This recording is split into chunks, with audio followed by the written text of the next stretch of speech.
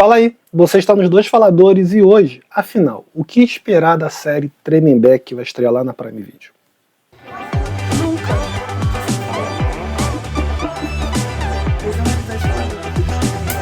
Se você é novo por aqui, seja bem-vindo e não deixa de se inscrever e clica no sininho para deixar ele todo pintadinho e você receber todas as notificações e quando sair vídeo novo você ficar sabendo, tá? Considere a hipótese também de se tornar membro, por R$ 4,99 você vai estar ajudando a gente bastante a fazer esse canal crescer e se desenvolver. Pois bem, Tremembé é uma produção da Prime Video que vai estrear dia 31 de outubro na Prime Video. Se tudo der certo, esse vídeo vai estar saindo na quinta, então vai estrear amanhã. Tá? A produção conta com 5 episódios e pelo que entendi vão sair os 5 de uma vez só, inclusive. A gente já pôde assistir o primeiro episódio e vai falar o que a gente achou aqui, quais são as nossas expectativas para o resto da produção. Tremembé, então, vai contar a história que se passa dentro do presídio de Tremembé, que é uma instituição prisional que ficou famosa no país por receber indivíduos, por receber detentos de casos que acabaram tendo grande repercussão e que até por isso mesmo eles são enviados para lá. E aqui vale uma observação, que essa galera acaba sendo mandada para lá justamente por causa da repercussão e por causa do tipo de crimes que eles cometeram. E aí acaba sendo uma atitude mais segura para os próprios detentos e mais fácil para o Estado controlar a situação deles estando ali. Até por isso o Tremembé ficou conhecido como a prisão das celebridades, a cadeia das celebridades, por causa disso. A produção então vai acompanhar a situação da Suzane von Richthofen, que inclusive vai ser o fio condutor da história, e aí os irmãos Cravinhos envolvidos na história da Richthofen. A gente tem a Matsunaga aqui, inclusive a atriz que faz a Matsunaga lembra muito bem a própria pessoa em si.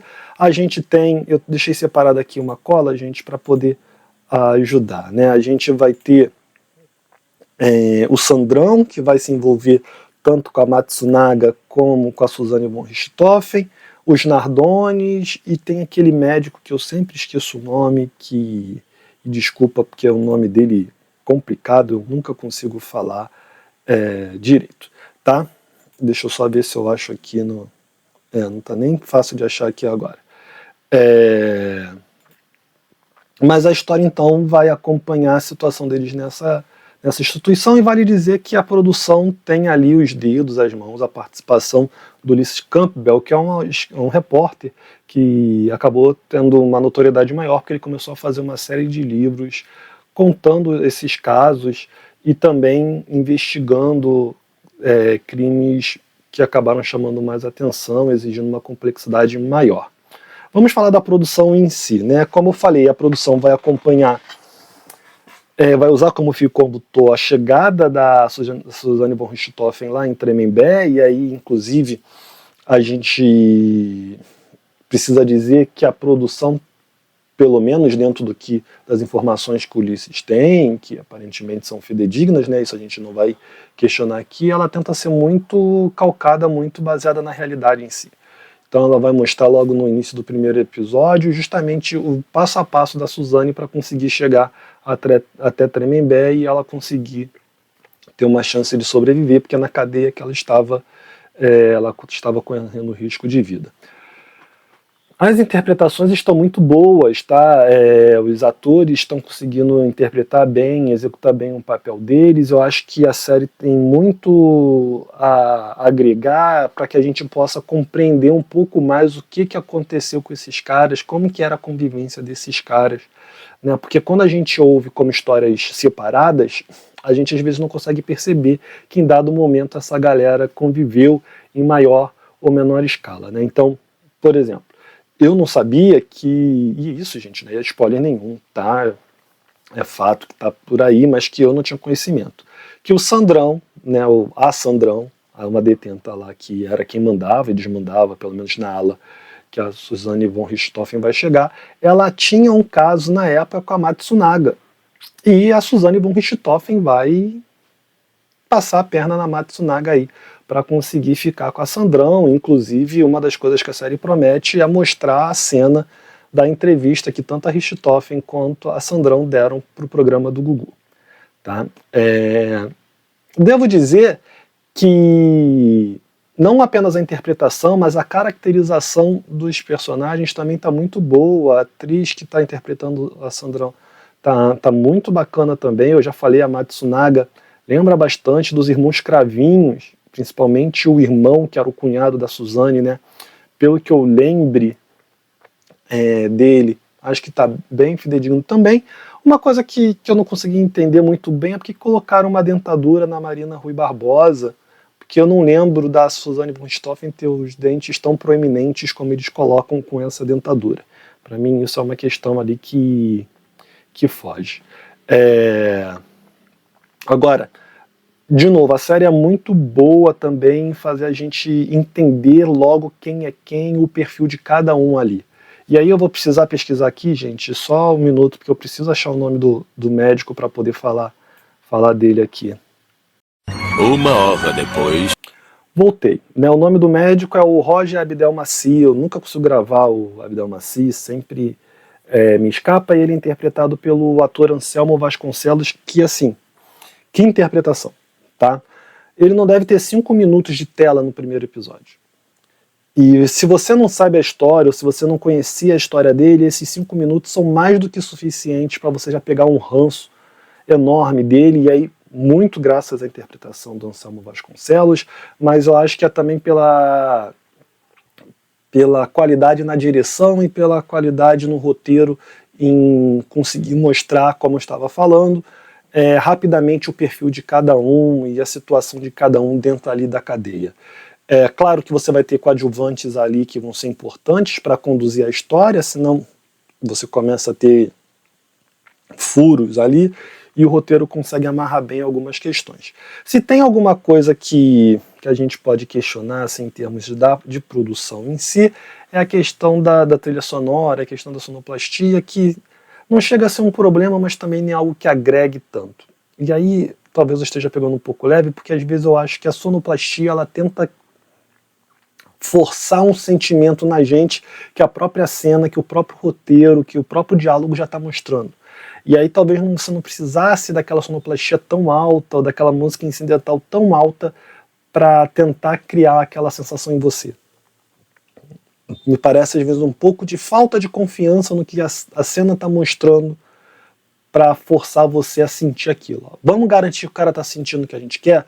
Vamos garantir que o cara está entendendo o que a gente quer que ele entenda? Então vamos meter aqui um som diferente para chamar a atenção dele para aquilo, quando na maioria das vezes a cena em si nem pedia, a cena em si não precisava, os atores estavam segurando, o roteiro estava segurando, a direção de um modo geral estava segurando. Mas talvez isso seja o único senão que eu tenha em relação à produção em si. Claro que aqui entra um debate que eu acho que eu só vou falar porque alguém pode vir comentar, né? Ah, Luiz Otávio, mas ficar fazendo uma produção que exalta esses criminosos?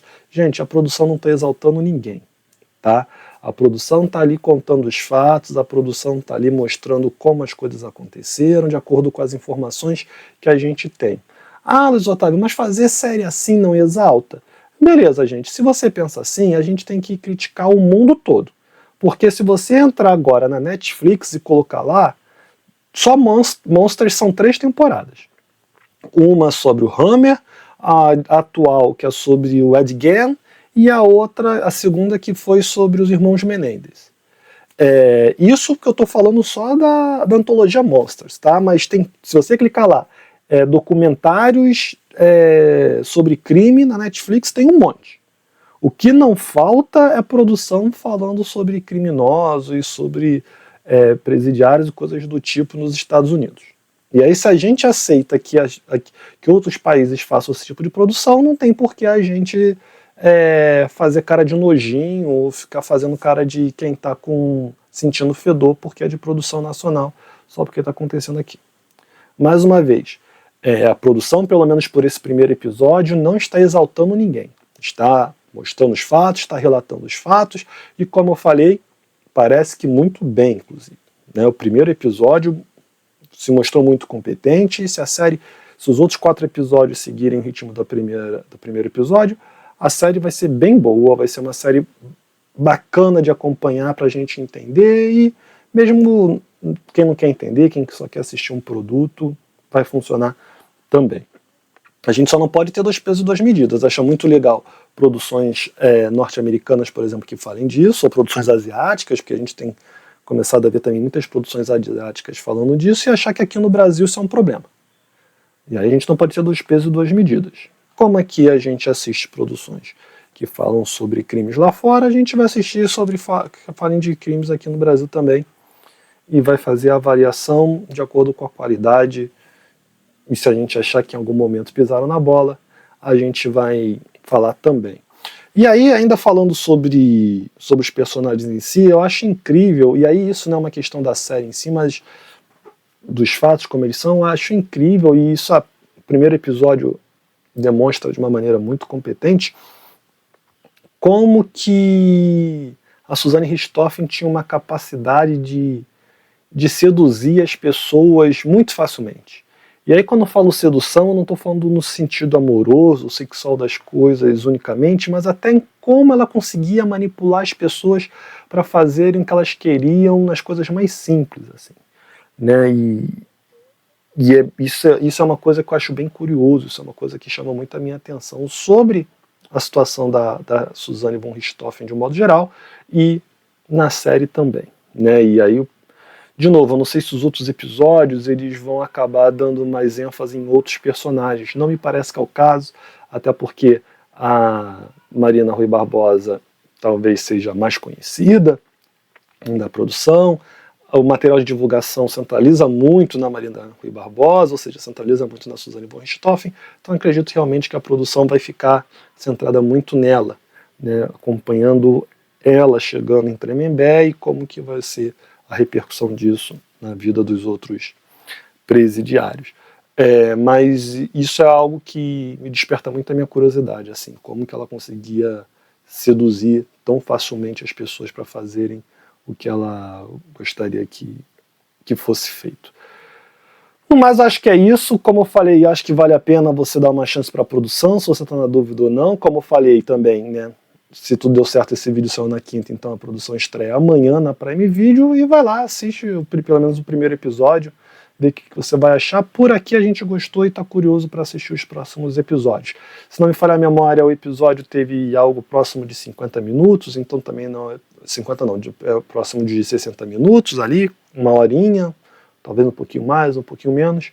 Então também nem é algo que vai tomar muito do seu tempo, e por enquanto, exceto que eu falei da sonoplastia ali, é só elogios.